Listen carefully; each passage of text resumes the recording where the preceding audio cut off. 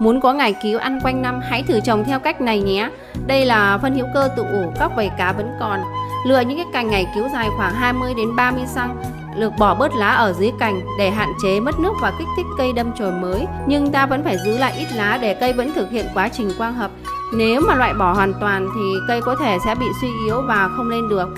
Xong thì sẽ để cây vào chỗ mát, kiểm tra và tưới ẩm ngày 2 lần cho cây. Và sau 10 ngày cành đã bén rễ, lá xanh non. Lúc này thì ta sẽ bón thêm phân hữu cơ cho cây để cây chắc khỏe và cứng cáp hơn. Khi thu hoạch thì nên cắt gốc khoảng 10 cm thì giúp cây sẽ tiếp tục ra chồi mới cho lần thu hoạch tiếp theo. Và cũng nhờ khả năng tái sinh nhanh, ngải cứu là loại rau có thể trồng quanh năm và thu hái được nhiều đợt. Nay thì em sẽ tưới thêm bổ sung đạm cá cho cây.